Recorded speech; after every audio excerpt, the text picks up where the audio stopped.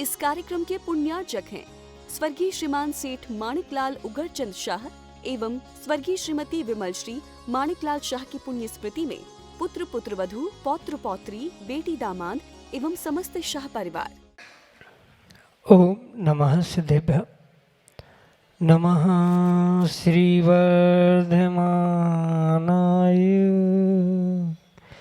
निर्धूतकलिलात्मने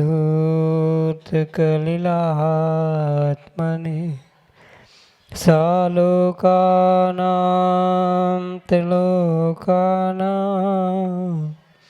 यद्विद्यादर्पणायते यद्विद्यादर्पणायते।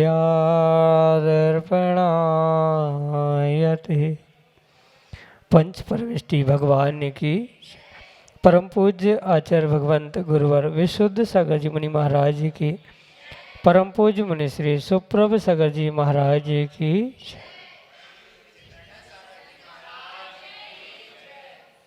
विकल्प। जो विकल्प हमारे लिए अनादि से अनंत संसार के कारण बन रहे थे, वे ही विकल्प यदि हम थोड़ा सा पुरुषार्थ करें तो वे ही विकल्प हमारे लिए अनंत सुख का साधन भी बन सकते हैं।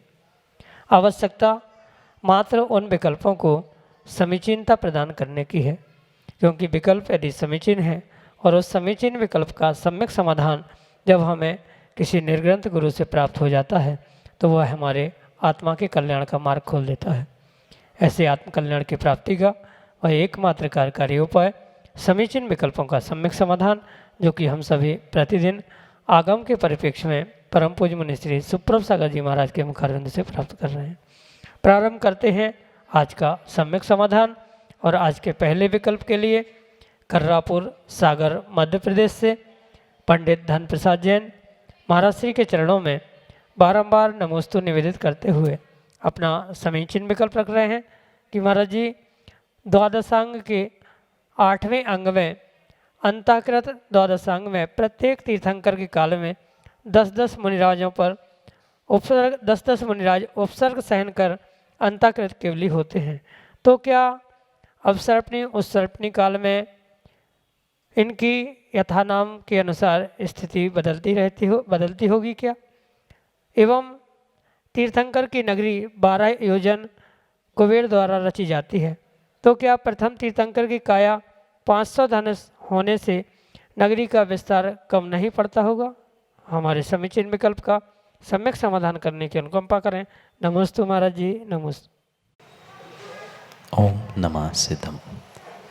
परम पूज्य आचार्य भगवान गुरुवर विशुद्ध सागर जी महाराज की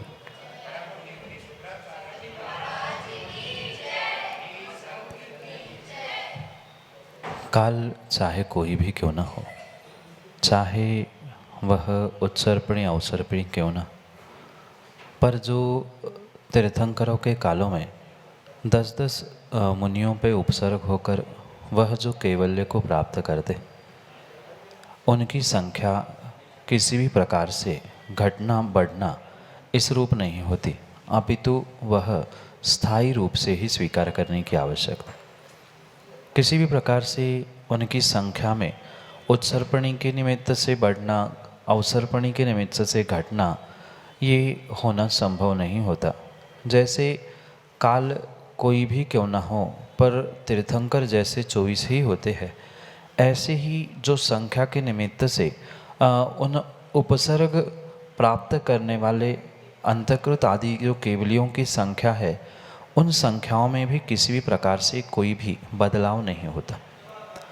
रही बात तीर्थंकर के काल के उनके अवगाहना और उनके क्षेत्र की अवगाहना, इन विषयों में दोनों प्रमाणों को समझने की आवश्यकता है, क्योंकि आगम में उच्छेद अंगुल जिसे व्यवहार अंगुल कहा जाता है, फिर एक प्रमाणांगुल और एक आत्मांगुल, इन 3 प्रकार के अंगुल के माध्यम से ही प्रमाण यानी योजन आदि की व्यवस्थाएं बनती है।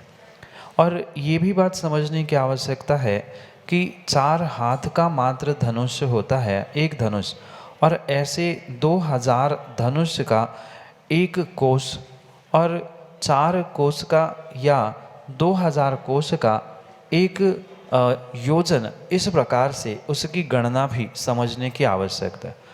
और जो भी क्षेत्र नापे जाते हैं, उस क्षेत्र की, नगरी की आदि की व्यवस्थाएं बनाई जाती है, वह बड़े योजन से, यानी 2000 कोष का जो एक योजन माना जाता है, जिसे प्रमाण योजन कहा जाता है, उस प्रमाण योजन के अनुसार ही उसकी गणना होती है। और वह प्रमाण अंगुल जो भरत क्षेत्र के उत्सर्पणी काल के प्रथम तीर्थंकर होते हैं, उनके अंगुल के प्रमाण से ही उसकी व्यवस्थाएं बनाई जाती है। इसलिए वह प्रमाणांगुल बहुत बड़ा होने के कारण से किसी भी प्रकार से वह जो प्रथम तीर्थंकर 500 धनुष के होते हैं, वह 500 धनुष से भी कई अधिक गुना वहाँ वह क्षेत्र समझने की आवश्यकता है। क्योंकि गणित करने का और समझाने का उतना विस्तार से समय नहीं है, आप इतना ही संक्षेप से समझे। जो ऊंचाई होती है वह व्यवहार अंगुल से नापी जाती है, और जो क्षेत्र की लंबाई चौड़ाई होती है वह प्रमाणांगुल से नापी जाती है। और वह पूर्ण रूप से जो एक धनुष 4 हाथ का होता है, वह भिन्न भिन्न समय के, यानी प्रमाण के अनुसार उसमें किंचित किंचित बदल होते होते उसका गणित लगाने की आवश्यकता है। माना कि प्रथम तीर्थंकर के काल में ही हम समझे, और प्रथम तीर्थंकर के ही काल के भरत चक्रवर्ती थे और आदिनाथ भगवान थे, दोनों की ऊंचाई वह 500 धनुष ही हम मान के चलते हैं। और उस 500 धनुष के हिसाब से भी गणित लगाते हैं, तो 5 से 500 धनुष का उनकी जो अवगाहना थी, उसके साथ उसके प्रमाणांगुल यानी प्रमाण योजन की भी गणना हमें उतने ही गुणा करने की आवश्यकता है। ऐसे उस 2000 कोष, क्योंकि अभी अभी हमने समझा कि 4 हाथ का एक धनुष बनेगा, और ऐसे 2000 धनुष का एक कोष बनेगा, ऐसे 2000 कोष का एक योजन बनेगा। तो आप गणित कर सकते हैं कि 4 हाथ गुना 2000 पुनः 2000, इतना गुना करके जो प्रमाण आएगा, इतने हाथ प्रमाण वह क्षेत्र होता है। और उस मात्र 500 धनुष यानी 500 गुना 4, इतनी ही उनकी अवगाहना होती है। इसलिए किसी भी प्रकार से इनमें ये विकल्प करने की आवश्यकता नहीं है कि 500 धनुष के तीर्थंकर मात्र 12 योजन की अयोध्या में कैसे रह सकते हैं। 12 योजन भले ही संख्या वही है, पर वह योजन क्षेत्र जब भी नापा जाएगा वह प्रमाण योजन से नापा जाएगा, और प्रमाण योजन 2000 कोष का होता है। इसलिए उस गणित से, उस हिसाब से अगर हम समझे तो उसमें बहुत अंतर है। इसलिए ये विकल्प नहीं आना चाहिए कि उनकी अवगाहना और क्षेत्र अवगाहना की अपेक्षा से बहुत बड़ा है, कभी भी छोटा नहीं पड़ता। यही आपके लिए सम्यक समाधान। श्रीमती संध्या जैन, विदिशा मध्य प्रदेश से, महाराज श्री के चरणों में बारंबार नमोस्तु निवेदित करते हुए अपना विकल्प रख रहे हैं कि महाराज जी, हमारे पास धन नहीं है लेकिन बेसहारा का सहारा बनना चाहते हैं, तो ये कहाँ तक संभव है? हमारे समीचीन विकल्प का सम्यक समाधान करने की अनुकंपा करें। नमोस्तु महाराज जी, नमोस्तु। बेसहारा के सहारा बनने के लिए धन की नहीं अपितु धर्म की आवश्यकता है। धन से कोई किसी की भी मदद, सहयोग या सहारा देने का काम नहीं कर सकता। धन नहीं होने पर भी जिसके भीतर दया, करुणा, अहिंसा रूपी धर्म होता है, वह पूर्ण रूप से उन सभी जीवों के लिए सहयोग करते हुए उनको लिए सहारा बन सकता है। क्योंकि धन एकमात्र साधन है, और जिसके पास धर्म होता है, जिसका हृदय, जिसका दिल बहुत बड़ा होता है, वह बिना धन के भी बहुत सारे जीवों को सहयोग करते हुए सहारा दे सकता है। सहारा देने का मतलब मात्र धन खर्च करना नहीं है, दया करुणा करने का मतलब मात्र धन खर्चा करना नहीं है, अपितु उन जीवों के प्रति जो हमारी सद्भावना है, दया करुणा के परिणाम है, उस दया करुणा के परिणामों से भी हम उनको सहारा दे सकते हैं।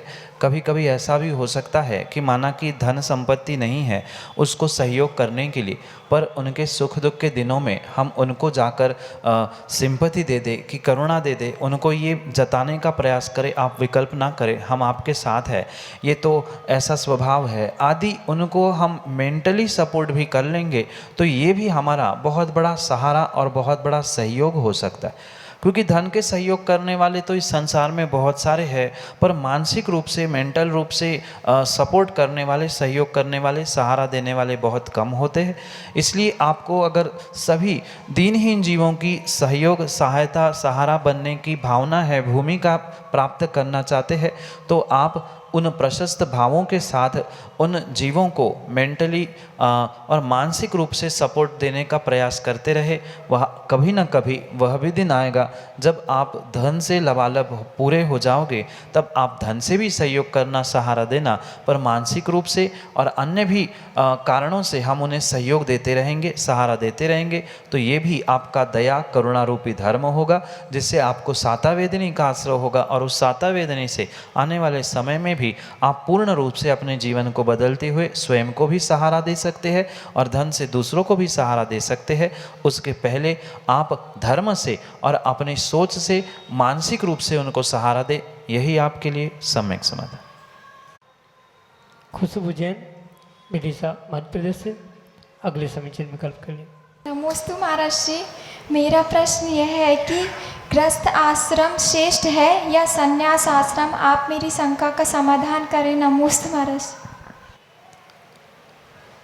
जो श्रावकों के लिए ये आश्रम या काल की व्यवस्था बताई गई है, वहाँ अपेक्षा से दोनों भी आश्रम श्रेष्ठ हो सकते।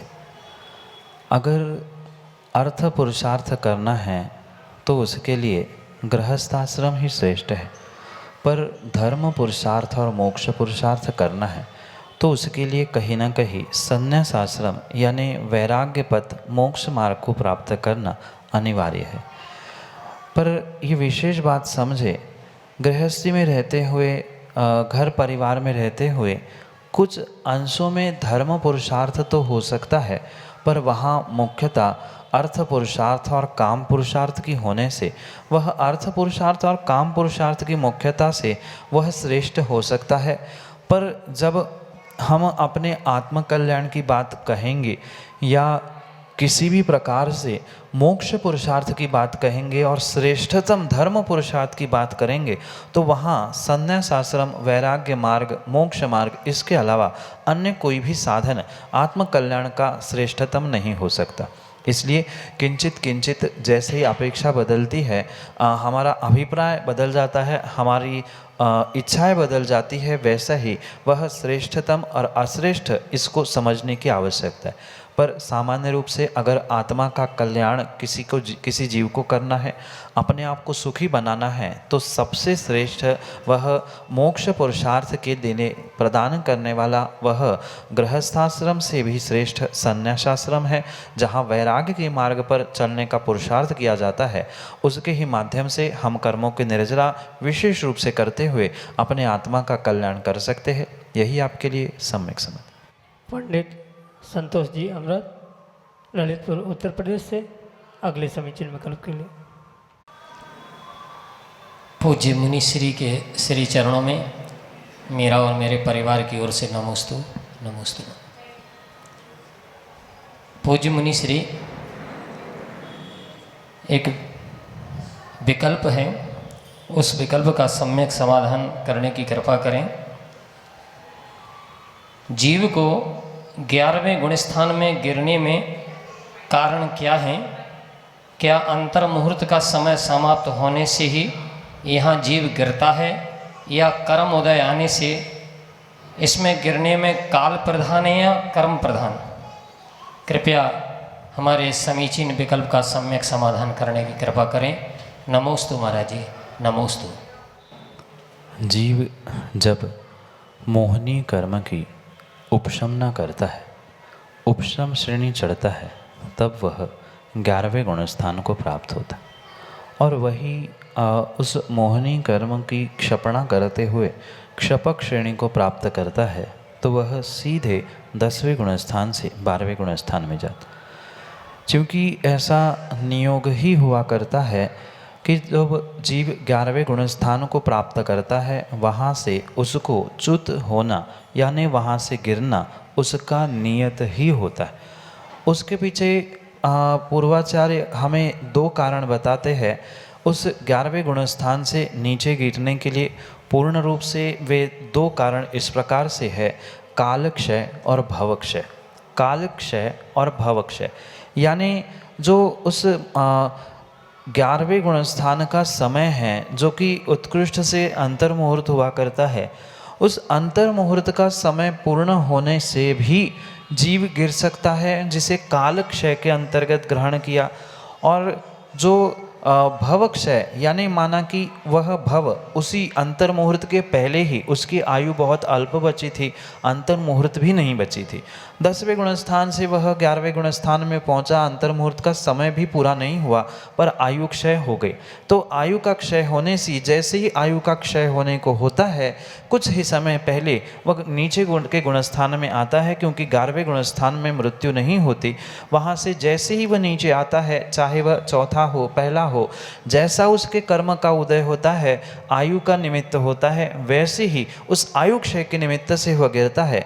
इसलिए वहाँ पर दोनों कारणों को मुख्यता से समझने की आवश्यकता है, एक काल क्षय और दूसरा आयु क्षय।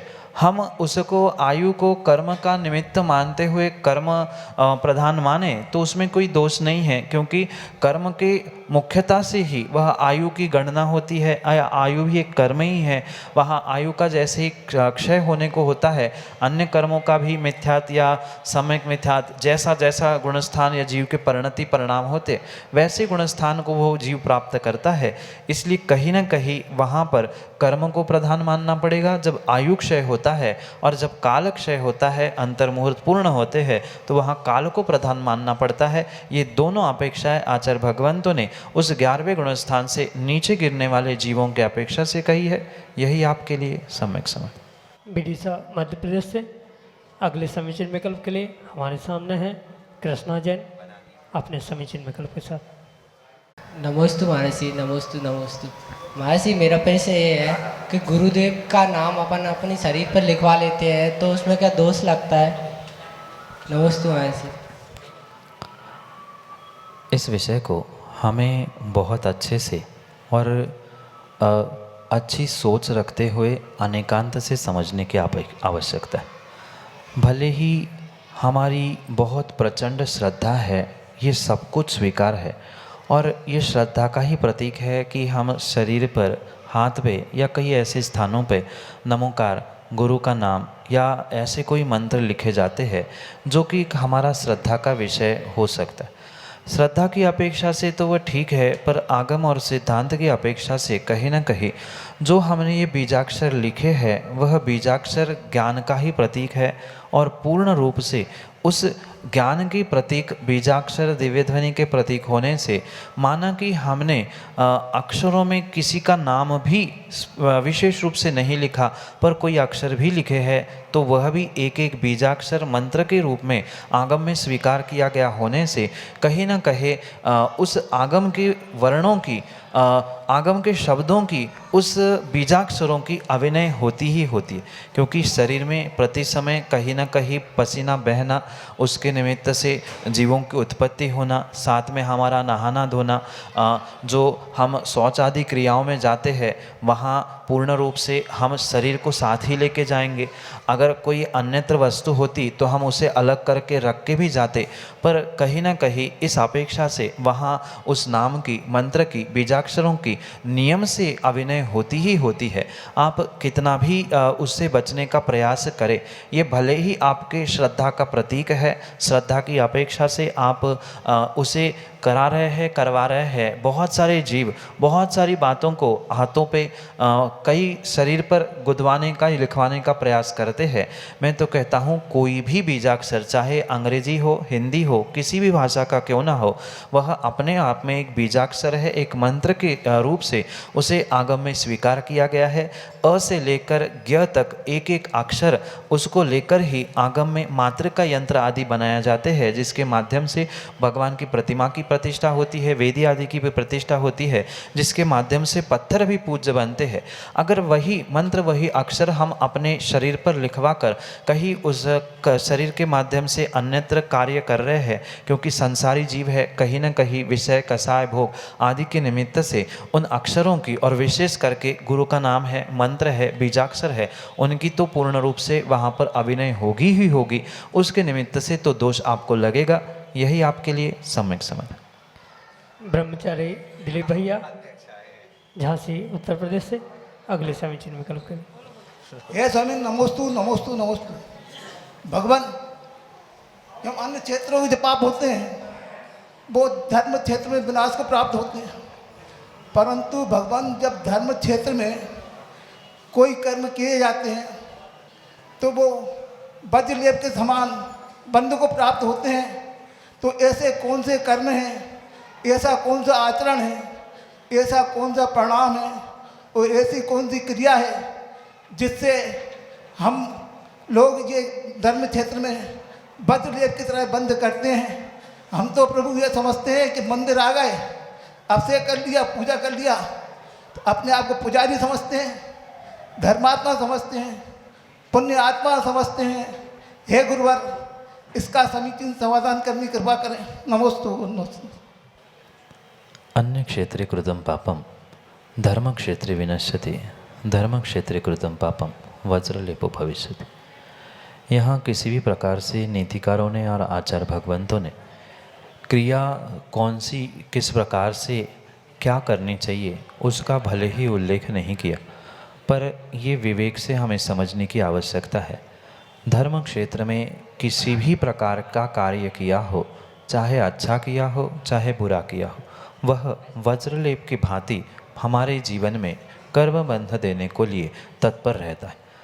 कहने का अभिप्राय इतना है कि अगर हम देवशास्त्र गुरु के सन्निधि में धर्म क्षेत्र में पुण्य कार्य करेंगे तो पुण्य कार्य भी हमारे लिए वज्रलेप के समान, यानी उसका पक्का फल निर्धारित होता है। और वही अगर हमने कोई विपरीत कार्य पाप रूपी किया है, जैसे पूजा करते समय भले ही आप अपने आप को पुजारी मान रहे हैं, पर कहीं ना कहीं पूजा करते समय आपके परिणाम इधर उधर हुए हैं, आपने भीतर ही भीतर कुछ कषाय की है, किसी के प्रति ईर्ष्या की है, दिखावे के परिणाम किए हैं, मायाचारी की है, उसके निमित्त से भावों से जो भी परिणति परिणाम से आपको कर्मबंध हुआ है वह वज्रलेपो भविष्यति, वह वज्रलेप के समान होता है। और मात्र भावों से ही नहीं, कई बार ऐसा भी कार्य होता है, शरीर से भी कई सारे गलतियाँ, कई सारे दोष होते हैं। जैसे वंदना के कई सारे दोष कहे हैं, खड़े होने के लिए भी कई सारे दोष किए बताए गए हैं। उन दोषों से युक्त होते हुए अगर हमने शरीर से भी वैसा विपरीत कार्य किया है तो शरीर से भी आश्रव बंद होगा, क्योंकि ये तो आपको पता ही है कि मन, वचन और काय, इन तीनों योगों से ही पूर्ण रूप से आपके लिए कर्मों का आश्रव होता है।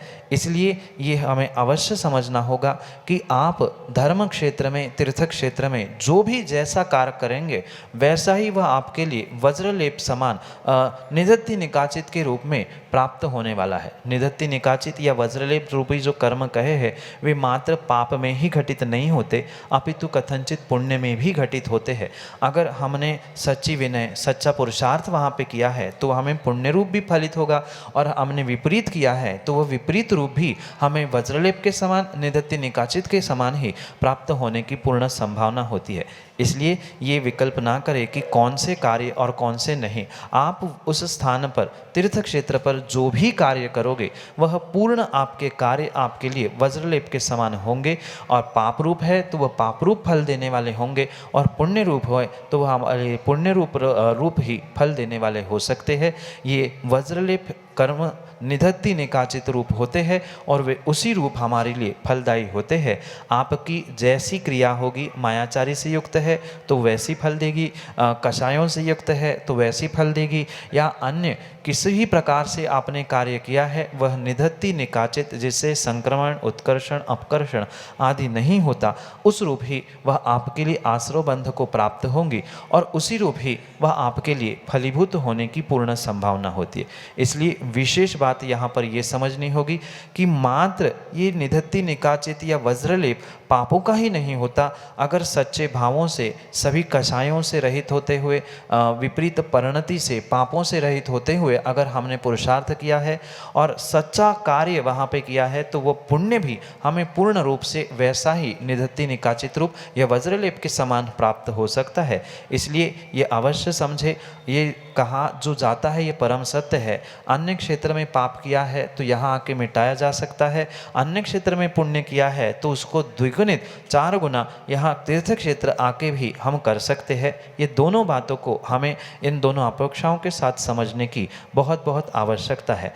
इसी बात को समझते हुए हम अपने कार्यों में विवेक रखें कि हमें किस प्रकार से कौन सा कार्य करेंगे, क्या करना है क्या नहीं करना, क्योंकि इतना तो विवेक हमें पता है, मात्र एक थाली से दूसरे थाली में चावल चढ़ाना ये किसी प्रकार की पूजा नहीं है। वह मन से, भावों से, तन से और क्रियाओं से, शरीर से, सभी से एक समान होते हुए जो हमारा पुरुषार्थ है वही हमें पापों से बचा सकता है। अन्यथा किसी भी प्रकार से विपरीत कार्य किया, क्रिया करते समय कषाय आई, राग द्वेष किया, लड़ाई झगड़े किए, भाव वैसे किए, तो वह हमारे लिए वैसे ही वज्रलेप निधत्ति निकाचित रूप फलित होगा।